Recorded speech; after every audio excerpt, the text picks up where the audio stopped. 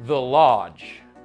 If you've seen the film, you know how I'm feeling right now, and uneasy is an understatement. Anyway, it's a good and deeply disturbing horror flick. Just in case you left the theater wondering what to make of the film's ending, I thought I'd lay out how I interpreted the events that went down, as it gets a little twisted and a lot f***ed up.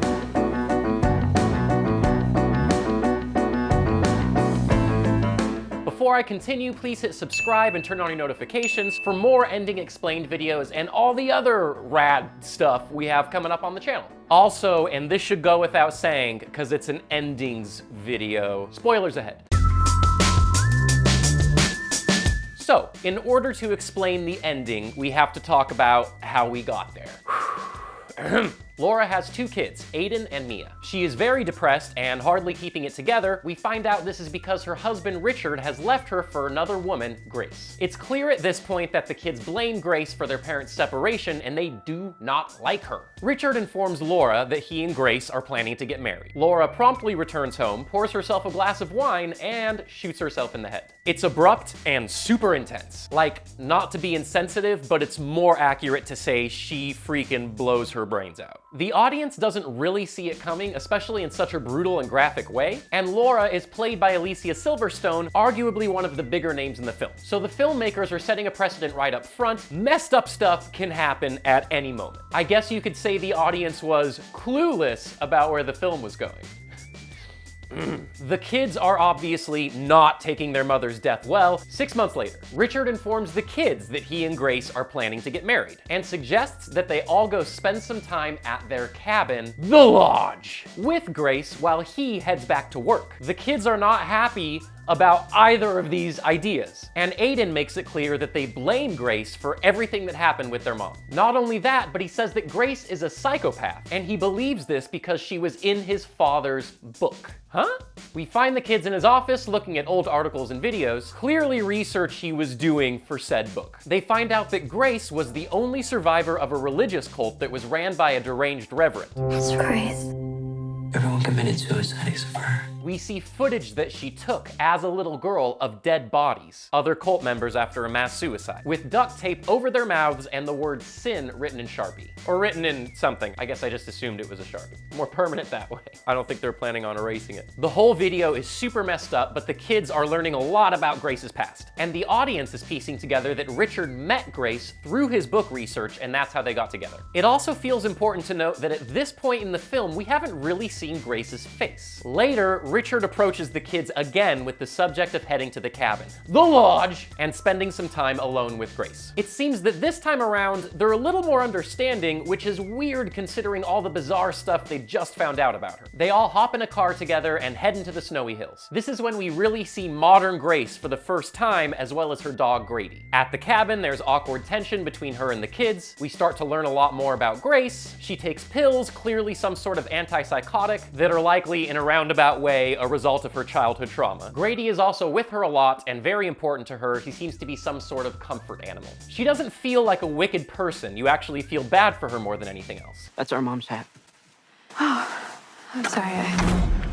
Richard, the two kids, and Grace are skating on a frozen lake one day when Grace falls in the ice, while trying to retrieve Mia's doll that Mia dropped in a fishing hole. On purpose? We'll discuss that later. It's scary, but she gets out. After the drama, Richard is reluctant to leave and go back to work, but Grace convinces him that it's okay. I don't want to leave you here with the kids if you're not feeling up to it. I'm feeling fine. She clearly wants to get to know the kids better and spend some alone time with them, to see if they can warm up to her. Pun intended. Because they're in the snow.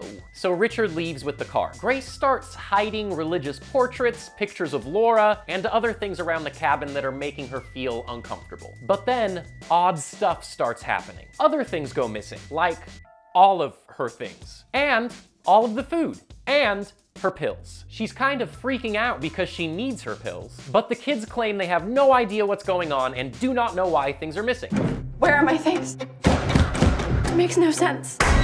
We didn't do anything.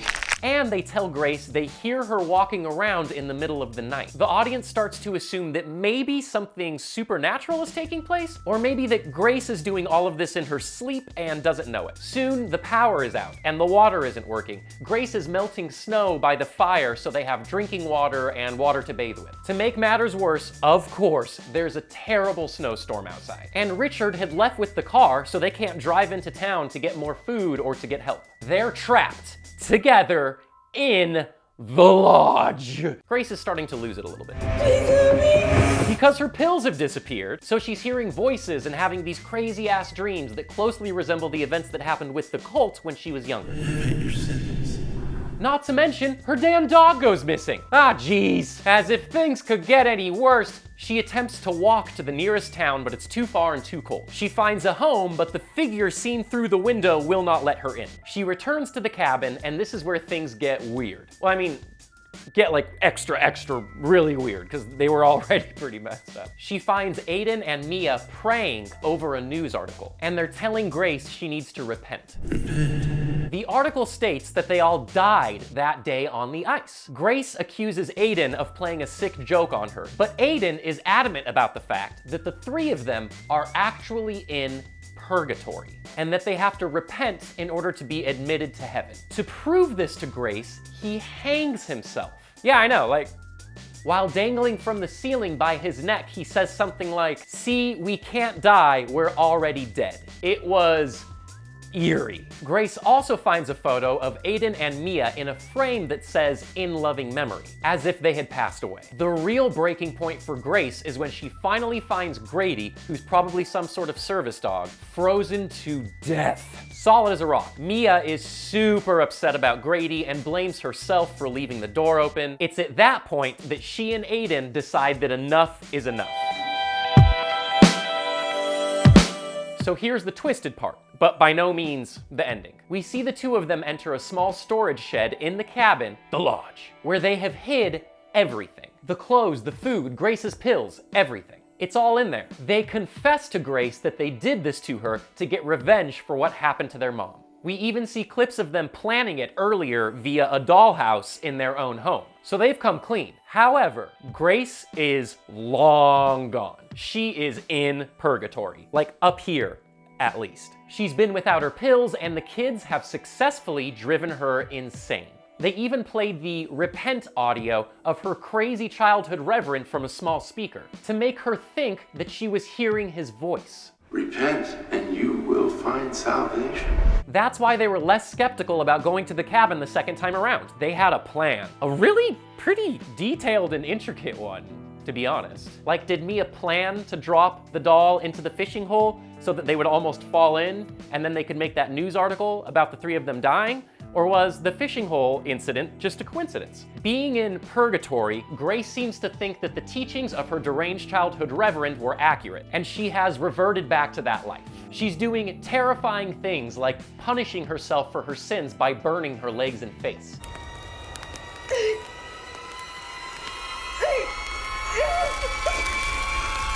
It's a whole thing. Oh yeah, and there's a gun. Richard kept it in the cabin for protection, and he had showed Grace where it was. Well anyway, Grace is now carrying it around ominously and stating that they need a sacrifice for God. You need to sacrifice something for the Lord.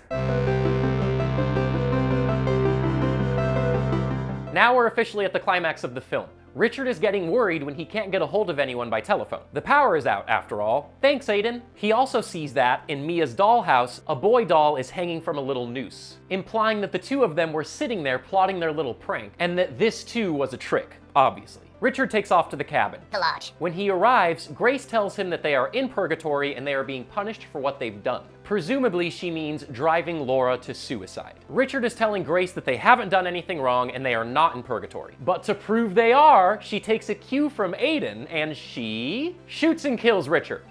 All right. She almost seems surprised that Richard won't talk to her afterward because she thinks they can't die in purgatory. But then she seems to assume he has repented for his sins and transcended into the heavens. So now, the rest of them must do the same. After watching their father die, as if they haven't been through enough, the kids try to take his car and escape, but they can't get out because of the snow. Cut to the three of them sitting at the dinner table. Did I say three?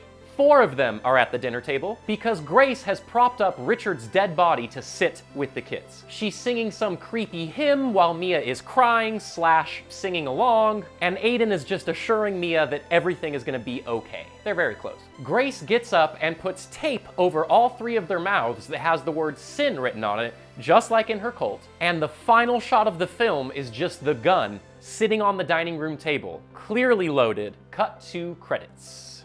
All right, now the analysis. What does it all mean? I don't think there's really that much that's open to interpretation plot-wise. They played a very nasty trick on Grace, who has a very fragile mind given what she's been through, and the whole thing really backfires. The film deals a lot with the gray areas of morality. Richard technically didn't do anything wrong, but leaving your wife for the younger subject of your true crime book is not a good look. The kids have every reason to be upset, but what they did to get revenge and the way they blamed Grace in the first place is pretty messed up. Laura shouldn't have left her children, especially the way she did, but she was clearly a very sad person. Grace might be the most moral person in the film. She seems to have good intentions, but she's messed up, man. Understandably. And because of the actions of others, she loses her mind. So who's the bad guy here? There really isn't one, and I think that's the point.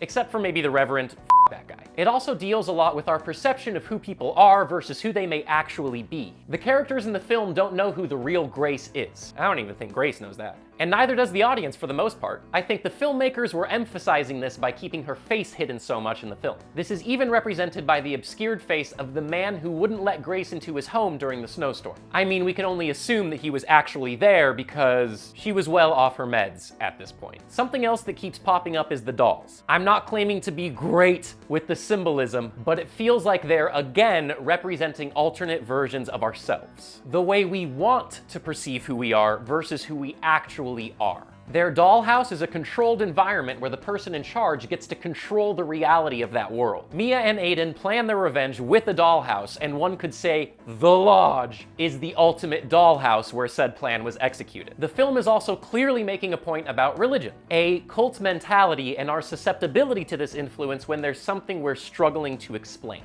The Lodge is a dollhouse that starts out being controlled by the kids, but ultimately falls into nature or divine intervention. It slips out of their control, Grace goes off the rails, and their fate is ultimately the fallout. Even though we did not see them die, so we technically do not know what happened, I don't really think we're supposed to know. That's not the point. Thematically, the main point I was forced to consider is this. Who's the good guy of the film? Who's the bad guy? There isn't one, and that's a lot closer to real life. But what do you think? Did my interpretation line up with yours? What symbolism did I miss, and what was the film trying to say thematically? Let us know in the comments. I want to discuss! Please be sure to hit like, subscribe, and turn on your notifications while you're down there, because we're producing dope videos on the regular. Thank you for watching. We'll see you next time.